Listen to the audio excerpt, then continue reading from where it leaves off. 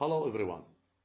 Chapter 13, entitled First Language Acquisition, sheds light on the developmental stages that a newborn child processes to acquire his or her first language. Before I trace the objectives of this chapter, I'd like to start with language, as that it is an extreme complex system which is continuously subject to change. Despite the complexity and the vast amount of variation, children learn their mother tongue, and mother tongue refers here to their language one or their native language, quickly and efficiently. Psycholinguists have offered an impressive number of functional explanations for this fact. Moreover, neurolinguists are discovering more about the structure of the human brain every day. Nevertheless, the structure of language remains largely invisible, and when we say invisible, it means that we still depend or rely heavily on the assumptions, hypotheses, and theories, and can only be studied indirectly. It is ultimately the job of linguists now to discover how language is structured and how it is stored in the brain, and this story had been dealt with previously with chapter 12. One way of doing this is to investigate children's ability to discover the structure of language from the input that they receive and to build lexical representations in their minds in such a way that they are efficient for both the perception and the production of spoken language. Now, first language acquisition also investigates the acquisition of the phonological representation in the lexicon and the role of these representations in perception and production. Phonological representations mediate between the acoustic signals and meaning in speech perception and between meaning and the articulatory output in speech production. That's why phonological representations in the brain lay the foundation for successful communication. Yet, the nature of phonological representations that are built up during language acquisition is far from being clear so far. By the end of this chapter, chapter 13, students are expected to reach the objectives of this chapter. They start with the definition of the language acquisition, then move to the decisive role of input, and when we say input here, the word that is underlined means the social interaction between the newborn baby with the language users around. The type of language that parents use to interact with the newborn baby, what kind of language is it? Simplified, oversimplified, or complex language that parents may use or those who are around use with the newborn baby. The acquisition schedule that shows the biological development of the motor skills and the maturation of the infant's brain. Also, the book presents two stages for language acquisition, means the first language acquisition.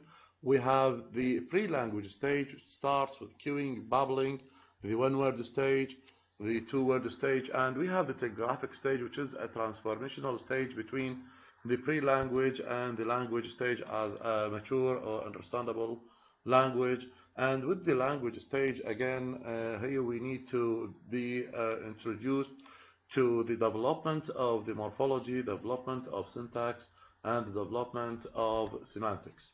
Also, the chapter 13 introduces some theories that are related to the language acquisition. We have only two theories, learning through imitation, learning through correction. Okay, now, before we delve into the components or the major components of this chapter, we first need to know whether children are born equipped with devices that enable them to acquire their first language. And these devices are somewhere else called the LAD or the LAD. And LAD here refers to a language acquisition device, and it is coined by Chomsky. Now, to answer this question, of course, it is positive because you see here the lines here that are highlighted give us the answer, the positive answer to the innate capability of having some particular devices before we are born. And these devices enable us, of course, to learn our own, or to acquire, sorry, our first language. Now, you see here, this provides strong support for the idea that there is an innate predisposition. This is what I have been calling the lad in the human infant to acquire language. We can think of this as a special capacity for language with which each new born child is endued, is supplied with. By itself, so to depend only on these devices, this unborn language capacity is not enough. What we need is what? We need these devices to be activated and stimulated. For the course of activation and stimulation, these both promote the role of the caregiver or the interlocutors who interact with the child. Page 170 starts with the section of acquisition. The process of language acquisition has some basic requirements. During the first 2 or 3 years of development, a child requires interaction, and this is what I have just said. Now, here we have the role of the caregiver, the role of the adults who surround the child. Now, child requires interaction. Now, we have some basic requirements for that child to develop his or her language with other language users in order to bring the general language capacity into contact. This is about the promotion of the stimulation and the activation of the acquisition devices that a newborn baby is equipped with already. Now, again, here we have to recall back chapter 12. It is the story of Jenny, who was located in somewhere alone, and she was not in the beginning able to activate her own ability to interact with others normally. Again, there is another question. It is about the cultural transmission of language. Before that, it is also important to know that languages are not transferred genetically. So we have some inherited genetics from our parents, of course. But let's say if a father or a mother has 2 or 3 languages, are these languages going to be transferred genetically to their child? Of course not. It depends on the child who is able to learn one or maybe more than one language. Now, what about the culture specifics, the culture characteristics? Are we born with equipped with our own cultural requirements, cultural features? Some of them are yes, but almost it depends on what? On the language using environment. So here, the word environment explains the fact that the child is raised in an environment, and this environment might be different from the environment where the parents raised in. So the environment has got its own prominent role in actually helping the child to raise in this way or in that one. Another important thing is that the physical capability of that child to send and receive sound signals in a language. You see here this highlighted line and a half must also be physically capable, must be also physically ready to send and to receive, or of sending and receiving sound signals in a language. Now, again here also we need to make sure that all children are born relatively equal in that all of them are able to produce or to pass through the cooing and babbling stages that we will talk about next time, inshallah. And these are about noises, similar like noises, for example. Now, during their first year, but cognitively deaf infants stop after about 6 months. Now, this is very important here to note that all children, again I paraphrase, all children are able to produce cooing and babbling noises. After 6 months of their own birth, deaf or abnormal infants will stop using or producing such noises unless we have some exceptional case, and this is not our own really our own important focus here to go through these exceptional cases. Now, in order to speak a language, a child must be able to hear that language. So this is what is exactly here an indication of the physical capability of what of receiving and then producing the language. So the child must be able to hear that language being used from the adults around. Now, by itself, however, hearing the language is not enough. Now, maybe that child has the ability to hear the language, but due to some particular aphasia, as we talked about earlier, that child might not be able to produce the language. Now, we have a story here narrated or studied by scholar Moskowitz in 1990, who demonstrated that, look here please, and this is another case, of course. Now, deaf parents. This is now the role of the people who are interacting or who are able to interact or not able to interact with the child. Now, for normal cases, normally, regular or normal parents are able to feed the baby with their own language, right? Now, what about those parents or those people who are deaf, who are not able to produce the language? Now, here we have a story which says that who gave their normal hearing son ample exposure. It's very limited exposure to what? To television and radio programs. Now, the question which can be raised here is TV or radio, or are these programs that are broadcasted via radio or television enough for a child to learn or to acquire his or her first language? The answer is also negative, because it needs real interaction, real social interaction for that baby to learn that language. Now, what happened is that the boy did not acquire an ability to speak or understand English. What he did learn only is what is the sign language, particularly the American sign language, because the sign language that the parents used to use is the American, and this is broadcasted, as I said, on radio programs or via TV. An important factor for a child to learn a language is the input, and here, as you can see, the input is a subsection of the main section, which is acquisition. Input, in short, means the exposure.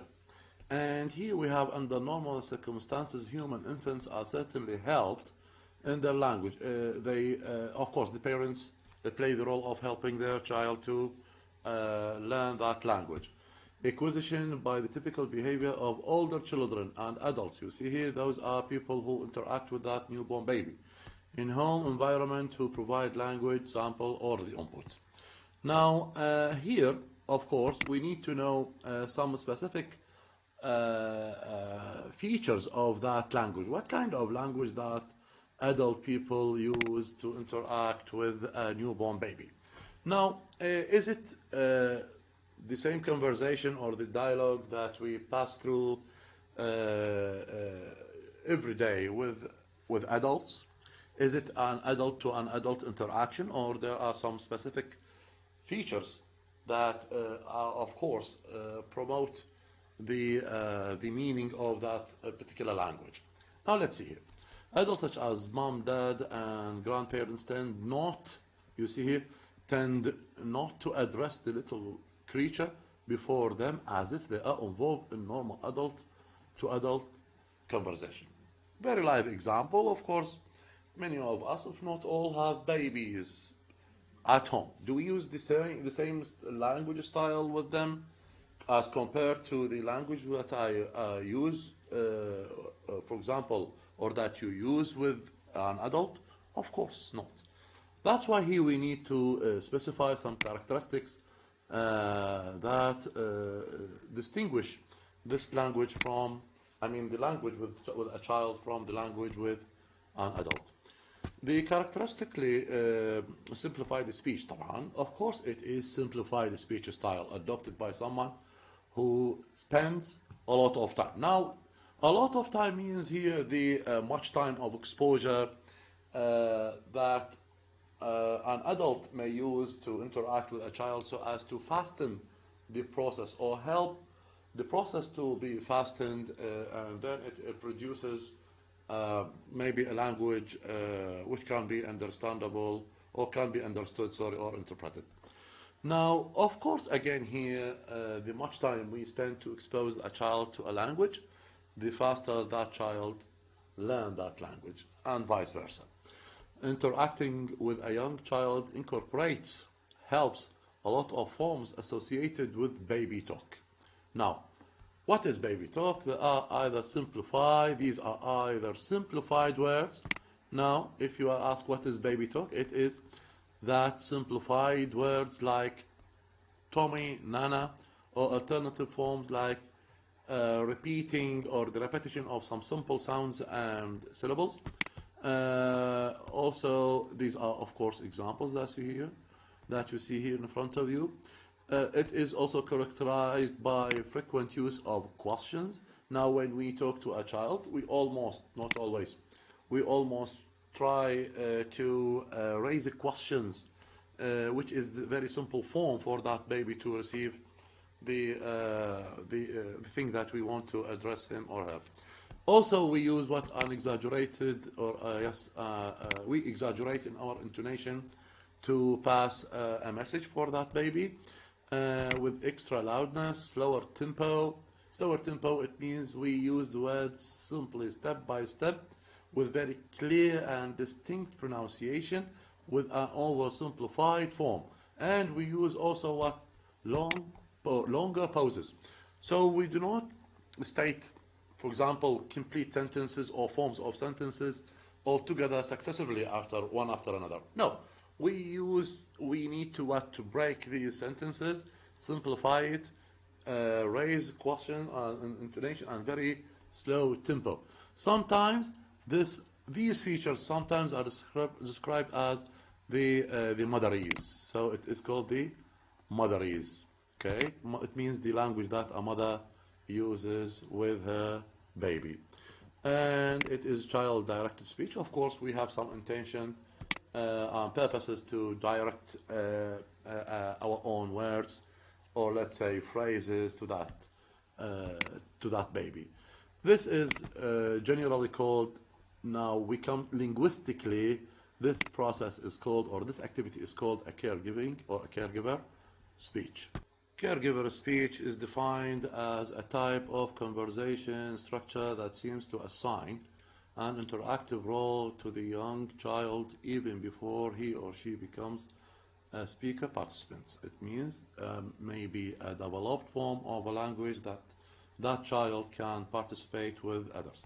Below here we have, as you see, a dialogue between a mama and a 1-year child.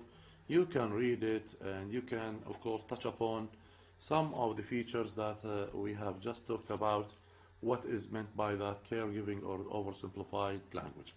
Now, again, here we have another characteristic, another feature of the caregiving speech. It is simple sentence structures and a lot of repetition, as we said, and paraphrasing. Paraphrasing, it means using the very simplified meaning of the very word.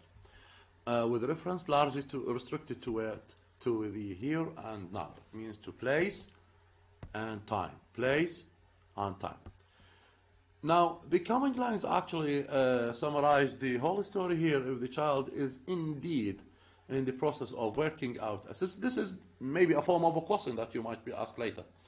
If the child is indeed in the process of working out a system of putting sounds and words together. This is about how to build these words in form of sentence and sentence to form a complete conversation. Then these simplified models produced by the interacting adult may serve as good clues.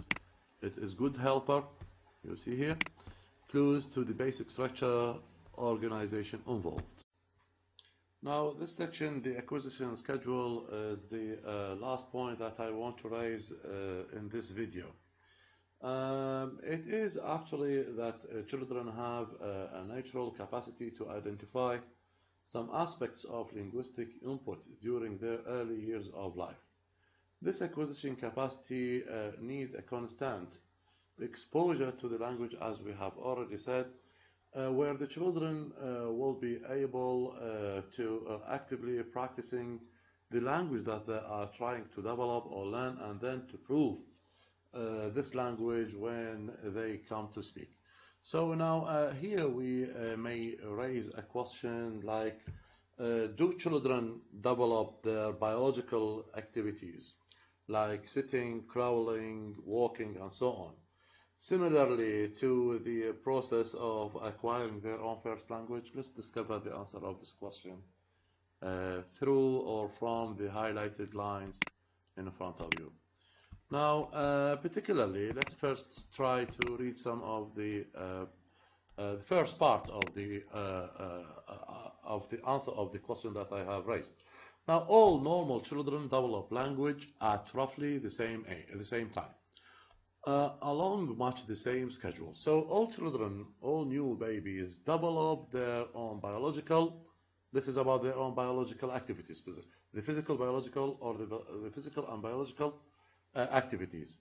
They develop these activities similarly. Wherever you go, you find a child here in Iraq similar to the one who was born in the UAE or in the UK or wherever, to develop the same, roughly at the same time of schedule. Now, since we could say the same thing for sitting up, crawling, standing, walking, using the hands, and many other physical activities, it would seem that the language acquisition now here, this is the second part of the answer of the question that I have raised. It is about the language acquisition schedule, which also has what? The same basis as the biological determined development of motor skills and the maturation of the infant's brain. And these last two lines recall us to go back, or ask us to go back to the beginning of the video about the let's say the objectives of this chapter, to find or to reach some particular important point that are related points, that one of them is related to the biological determination of their language development. Now, to answer this question, I may rephrase what I have said. Now, all children around the world develop the same physical maturation activities in terms of sitting, crawling, walking, and so on, or using the hands or other parts of the body. So all children process the same activity roughly at the same time. Similarly, this happens to be with the language acquisition, with the children first language acquisition. Now, all children around the world develop the same schedule. They have the same schedule. As you see here, it seems that language acquisition schedule has the same basis as the biological determined development of motor skills and the maturation of the infant's brain. Now, as you see here, we have some highlighted lines, and we try to discuss and facilitate the understanding of some important facts and important points that are found in the book, particularly in this chapter. Now, these lines introduce us to the coming stages that the developmental stages that each normal child passes through. Now, We could think of the child as having the biological capacity to identify aspects of language input at first stages. Maybe this is very astonishing now to know. During the early years of life. Now, long before children begin to talk, now before they start being able to talk and to interact clearly with adults, they have been actively processing what they hear. It means what? Processing what they hear. It means during this critical age, children, start to save the things that they learn in their own brain. Where in the brain, nobody knows, actually. What we have, only assumptions about the place where these savory are found. Now, let's move again. Now, at 1 month, this is some, or here we have some examples, about the phenomenon found here. At 1 month, an infant is capable of distinguishing between the ba and pa. Ba and pa. You see, between here we have the two consonants, B and P. During the first 3 months, the child develops a range of crying styles. Now, with the crying styles, we have to be in, or we have to talk about this in further details, inshallah, but not now, of course, not in this video, maybe in the coming videos. Why the crying style? So why are they trying to say something when they cry? Maybe they are hungry, maybe they are fed up with something, maybe they are sick, we don't know. Later we'll discover, inshallah. With different patterns for different needs, okay? Produces big smiles in response to speaking face. You see here, within this developmental stage, the first 3 months, a child produces big smiles, okay, in response to a speak. Now, when a parent or when any adult talks to a baby, to a newborn baby with 3 months age, that baby may respond in a form of smiling and start to create distinct vocalization. So now, later in this stage, or in the first 3 months after birth, the child starts to develop some distinct vocalizations, some distinct, let's say, types of pronunciation, but not that pronunciation or the clear pronunciation that adults have. And with this point, I end this video. Within the coming videos, inshallah, are going to have some complementary videos, of course, to cover the left points in this chapter. Thank you very much. Stay at home and be safe, please. Bye-bye.